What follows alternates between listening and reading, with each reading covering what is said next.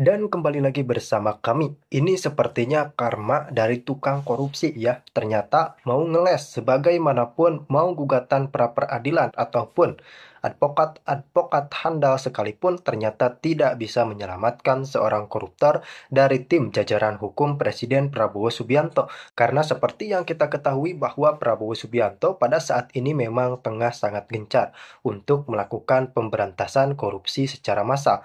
Pertanyaannya, ada kepala daerah yang memang tengah dipanggil KPK dan diselidiki kasusnya, bahkan disebutkan 3 kasus sekaligus. Lalu bagaimana penanganannya? Apakah pelantikannya akan tetap dilakukan atau justru gagal dilantik karena memang masa iya terjerat kasus korupsi maksa dilantik untuk menjabat kepala daerah? Tentunya ini sangat tidak baik untuk kesinambungan hukum di Indonesia.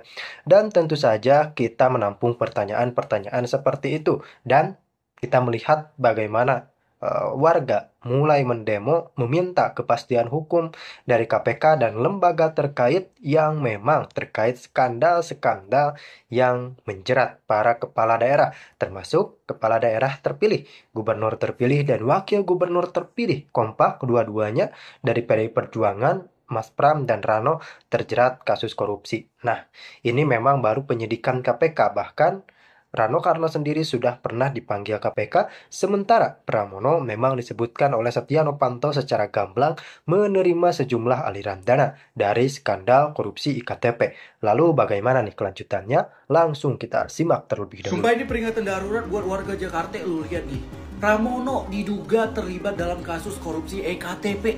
Setuju gak sih sebelum pilkada ini kasus harus kita usut tuntas? Nih gue makin curiga nih kalian lihat di video ini nih. Pramono dari 500.000. Setia Novanto menyatakan adanya aliran dana 500.000 dolar Amerika Serikat bagi Pramono Anung yang... Wah gimana nih guys, setuju nggak kalian kalau kita tuntut Pramono untuk klarifikasi kasus EKTP atau kita tuntaskan dulu kasus EKTP-nya? Gak cuma si Pramono-nya doang nih, kayaknya si Rano Karno juga harus klarifikasi tentang ini. Viral postingan Rano Karno foto bareng pelaku judi online yang sudah dihapus. Wah, kenapa dihapus bro? Jangan bilang fotonya dihapus gara-gara belakangan ini terkuak kasus judi online. Ini gue kasih tahu lagi nih buat warga-warga Jakarta nih, lu bener-bener deh pilih cagup gitu, jangan sampai kalian memilih petugas partai. Mau lu dipimpin lagi sama petugas partai, terserah deh lu mau milih siapa. Tapi menurut gue ini kasus harus diusut lagi, harus tuntas. Bener gak? Setuju gak kalian? Novanto memberikan keterangan saat diperiksa sebagai terdakwa oleh majelis hakim dalam dugaan korupsi KTP elektronik. 2 politikus PDI Perjuangan disebut setia ikut menikmati uang suap yang diberikan Made Okamasagung. Keduanya adalah pimpinan PDI Perjuangan di DPR. Setia menirukan penjelasan Made Okamasagung saat datang bersama Andi Agustinus menemui Setia Novanto. Narogong bersama-sama Oka Mas Agung itu datang ke rumah. Nah, waktu datang ke rumah ini menyampaikan bahwa di dalam ngobrol-ngobrol yang biasa kita ngobrol-ngobrol yang lain, tahu-tahu beliau itu menyampaikan Oka bahwa dia menyalahkan berapa uang kepada Dewan. Nah, saya tanya pada waktu itu, wah untuk siapa? Disebutlah tidak mengurangi rasa hormat saya dan saya minta maaf kalau saya sebutkan di sini karena itu juga ada saudara Andi menyala di situ adalah untuk Puan Maharani 500.000 dan untuk Pak Pramono dari 500.000. Untuk Puan Maharani waktu itu dia sebagai ketua fraksi PDI dan untuk Pramono adalah 500.000. Nah, ini hal-hal yang... Itu keterangan Andi atau Agung? Itu keterangan dari saudara Oka. Gitu. Oka Mas Agung? Ya. DPR kita ini harusnya malu banget. Karena menurut Transparansi Internasional Indonesia, DPR itu adalah lembaga yang paling korup di negara ini. Dan itu sudah disampaikan oleh Menko Polhukam Mahfud MD. Menurut Pak Mahfud, tahun ini Indonesia ini anjlok indeks korupsinya. Angkanya sebelumnya sudah buruk ya, 38. Sekarang jadi 34. Kalau rapot angka 3 aja nggak naik kelas artinya ya kan. DPR sebagai lembaga yang paling berkontribusi terhadap penurunan daripada indeks korupsi tersebut. Kenapa? Karena ada banyak modus korupsi di DPR. Salah satunya dalam proses pembuatan undang-undang. Jadi, anggota DPR bisa saja menghilangkan atau menambahkan pasal dalam undang-undang yang sedang dirancang karena ada pesanan dan juga ada sesajen dari pihak tertentu. Selain itu, banyak sekali anggota DPR yang terlibat dalam konflik kepentingan atau konflik of interest. Mereka memiliki bisnis, mereka juga bersinggungan dengan mitra-mitra kerjanya, jadi ada abuse of power di situ. Mahfud MD mengaku sempat penasaran atas hasil penelitian Transparansi Internasional Indonesia itu. Karena itu kemudian ia memanggil sejumlah penegak hukum dan mendengarkan penilaian mereka. Ternyata temuan Transparansi Internasional Indonesia itu benar adanya. Temuan bahwa DPR adalah lembaga yang paling korup itu mengoyak-ngoyak hati rakyat Indonesia. Sungguh menyakitkan karena para anggota DPR adalah wakil rakyat yang disumpah untuk bekerja demi kepentingan rakyat. Belasan triliun rupiah dikeluarkan untuk membiayai pemilihan anggota DPR loh. Sebagai anggota DPR, wakil rakyat itu pendapatannya fantastis loh, miliaran rupiah per tahun. Maka dari itu, anggota DPR harus bertanggung jawab dan memiliki akuntabilitas yang konkret pada kita, pada rakyat. Di pemilu mendatang, rakyat harus memilih wakil yang jujur, bersih, dan berintegritas. Rakyat harus memilih wakilnya yang anti korupsi dan pro kepada kepentingan rakyat. Salam solidaritas. Presiden Prabowo menyinggung soal koruptor yang tidak kunjung sadar dan tidak segera membersihkan diri. Ya, lebih dari 100 hari ia menunggu hingga akhirnya Prabowo mempersilahkan sejumlah negara penegak hukum untuk bertindak. Saya ingin kerukunan. Tapi kalau maling nggak usah diajak rukun.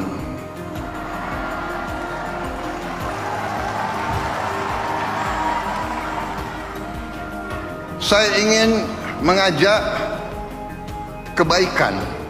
Saya mau mendekati dengan baik. Ya. Saya katakan sudah 100 hari. Mbok sadar. Mbok bersihkan diri. Iya kan? Hai koruptor-koruptor yang kau curi ya mbok kembaliin. Untuk rakyat.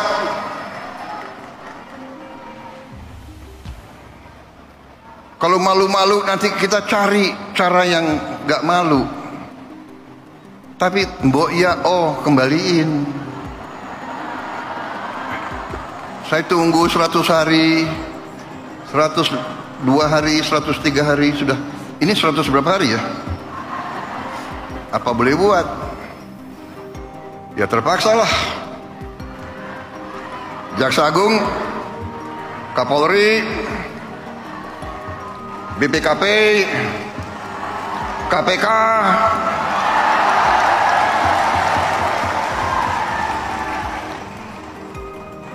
silakan. Yang kau curi kau kembalikan. Bukan saya maafkan koruptor, tidak.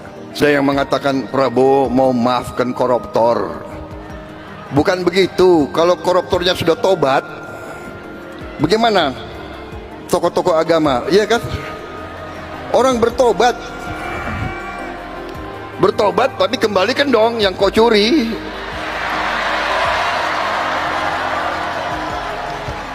Enak aja.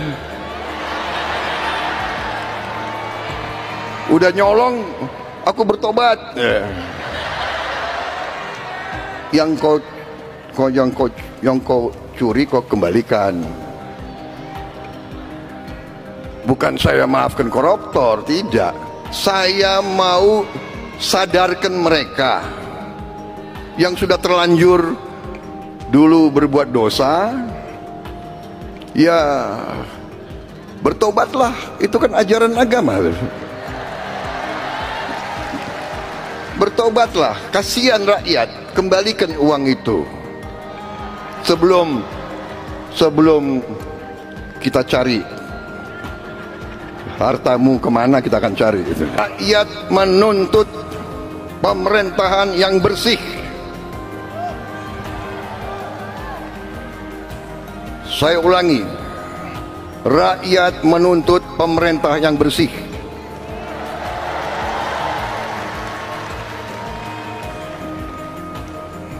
Saya dipilih oleh rakyat. Atas nama rakyat Indonesia, saya tegaskan semua aparat pemerintah Indonesia, bersihkan dirimu masing-masing. Itu lihat tuh orang korupsi itu, uangnya banyak tidak terhitung, tapi apakah dia bahagia ketika ternyata anaknya misalnya rusak, anaknya tidak terkendali, anaknya menjadi penjahat, anaknya menjadi pecandu narkoba dan sebagainya dan sebagainya. Anaknya tidak bisa diatur, dia korupsinya enak aja. Nah, kalau ajaran moral kita mengatakan kalau kau bisa korupsi tanpa ketahuan, satu, hatimu, batinmu tidak akan pernah tenang di dalam hidup ini. Karena kalau di dalam agama itu kan disebutkan orang yang berbuat salah itu, terutama makan barang korupsi, darahnya itu akan mengotori hidupnya sehingga tidak akan pernah tenang meskipun hartanya banyak. Tidak akan pernah tenang dia meskipun mungkin mewah, kedudukannya tinggi, tapi keluarganya rusak. Ini perlu dilakukan demi nama baik Hasto dan PDIP sendiri. Saya mengerti bahwa PDIP marah karena Hakim Ju Yamto di Pengadilan Negeri Jakarta Selatan nampak menolak permohonan PDIP bukan karena alasan substantif. Hakim menyalahkan PDIP karena menggabungkan dua surat perintah penyidikan dalam satu gugatan. PDIP seharusnya mengajukan dua gugatan pra-peradilan yang terpisah. Penjelasan Hakim ini pasti menyebalkan PDIP, seolah-olah tim hukum mereka yang terdiri dari nama-nama besar seperti Mulia Lubis, Magdir Ismail, Patra Zen, Roni Talapesi, dan lain-lain tidak mampu menyiapkan gugatan dengan cara yang memenuhi syarat. Saya mengerti kalau dalam acara talk show di TV One, anggota PDIP Kapitra Ampera mengatakan bahwa kalau perlu PDIP akan mengajukan ulang gugatan pra-peradilan sampai 50 kali. Terkesan baper, tapi semua sangat bisa dipahami. Tapi masalahnya begini, semakin lama PDIP berputar-putar, masyarakat akan semakin percaya bahwa Hasto memang bersalah. Saat ini saja menurut survei Lembaga Survei Indonesia, 77% dari warga yang tahu kasus Harun Masiku menyatakan percaya Hasto memang layak dijadikan tersangka. Jadi kalau PDIP memang peduli dengan nama baik Hasto, lebih baik dia disidangkan saja. Melalui sebuah pengadilan kita semua akan bisa tahu benarkah Hasto melakukan pelanggaran hukum seperti yang diutarakan KPK. KPK terlihat mengejar Hasto dan sebenarnya juga Harun Masiku dengan penuh energi. Ini terlihat sekali dalam sidang pra-peradilan yang berlangsung selama sekitar sepekan terakhir. Biro Hukum KPK dalam persidangan menampilkan banyak hal yang pada intinya menunjukkan bahwa Hasto memang layak jadi tersangka. Selama ini kita memang sudah sering mendengar berbagai kabar burung tentang apa yang bisa disebut sebagai kejahatan Hasto. Tapi ya statusnya kan masih kabar burung, masih omon-omon. Pra-peradilan kemarin itu justru memberi ruang bagi KPK untuk menyampaikan versi resmi dari rangkaian kabar burung tadi. Paparan Biro Hukum KPK ini bisa disaksikan dan diketahui masyarakat umum melalui media massa. KPK menunjukkan kepada hakim dan publik umum bahwa tuduhan PDIP bahwa KPK menjadikan Hasto sebagai tersangka secara terburu-buru dan tanpa bukti yang cukup nggak bisa diterima. KPK menyatakan sudah ada bukti permulaan yang lebih dari cukup yang diperoleh antara lain dari hasil penyadapan 12 nomor handphone, keterangan saksi, surat, dokumen, dan bahkan sejumlah uang. Jadi ini bukan pekerjaan abal-abal. KPK mengungkapkan di persidangan bahwa peran Hasto di seluruh proses kasus Harun sangat menentukan.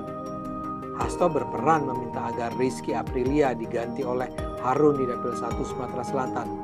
Seperti Anda tahu, yang lolos ke DPR pada 2019 dari dapil tersebut adalah Rizky. Tapi Hasto minta Rizky melepas kursinya kepada Harun yang sebenarnya jumlah suaranya jauh lebih rendah.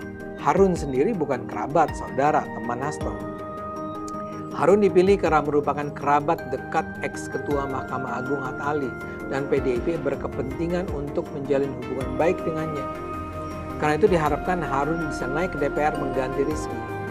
Untuk itu, Hasto mengirimkan kader PDIP Saiful Bahri untuk minta Rizky mengundurkan diri. Hasto disebut KPK menjanjikan Rizky jabatan komisaris BUMN atau komisioner Komnas HAM asal mau menyerahkan kursinya kepada Harun. Tawaran jabatan itu ditolak oleh Rizky. Dia memilih tetap menjadi anggota dewan dan menyatakan akan melawan kalau dipaksa. Karena penolakan Rizky ini, Hasto diduga memilih untuk menyuap komisioner KPU yang sempat menjadi kader PDIP, yakni Wahyu Setiawan. Saiful kembali diutus bertemu Wahyu. Wahyu minta uang segokan 1 miliar rupiah, tapi bisa ditawar oleh Saiful sehingga cukup dibayar 900 juta rupiah. Hasto setuju dan bahkan diduga menyanggupi untuk ikut menyediakan uang agar urusan Harun cepat selesai. Menurut KPK pada 16 Desember 2019, Hasto memberikan 400 juta rupiah lewat Saiful. Tapi upaya menyuap Wahyu itu gagal karena adanya operasi tangkap tangan KPK. Wahyu, Saiful, Doni, Agustiani ditangkap. Dari cerita KPK ini kita jadi tahu Hasto memang berperan berusaha menaikkan Harun ke DPR dengan cara antara lain menyuap Wahyu Setiawan. Dalam sidang pra-peradilan ini, KPK juga menjelaskan bahwa Hasto sebenarnya sudah akan ditetapkan sebagai tersangka pada 2019. Tapi terutama karena peran Ketua KPK di masa itu, Firly Bahuri, upaya untuk mentersangkakan Hasto batal dilaksanakan. KPK dalam sidang pra-peradilan ini juga menjelaskan keanehan saat tim KPK berusaha menangkap Harun dan Hasto yang diketahui sedang berada di Kompleks Perguruan Tinggi Ilmu Kepolisian Jakarta Selatan pada Januari 2020. Penangkapan Hasto dan Harun itu gagal karena tim KPK justru ditahan, diintimidasi, dan bahkan mendapat kekerasan dari kelompok petugas kepolisian di PT IKA. Selain itu, saat memberi kesaksian di sidang pra-peradilan ini, KPK juga bilang punya bukti dari hasil sadapan WA bahwa Hasto pernah memerintahkan Harun untuk menghilangkan barang bukti termasuk merendam handphone ke dalam air. KPK juga menampilkan bukti-bukti percakapan chat WA yang menunjukkan bagaimana Hasto memerintahkan agar Harun Masiku menghilang dan kabur. Jadi dari paparan KPK di sidang pra-peradilan ini, terlihat sekali Hasto memang meyakini KPK sebagai tokoh utama dalam penyuapan KPU dan penyelamatan Harun Masiku. Seperti saya katakan tadi, KPK tidak tiba pada cerita ini melalui proses yang gaib atau spekulatif. Mereka punya bukti-bukti. Tapi mungkinkah cerita itu salah? Ya mungkin saja. Tapi agar bisa dianggap sebagai kebenaran atau kesalahan faktual, diperlukan otoritas pengadilan.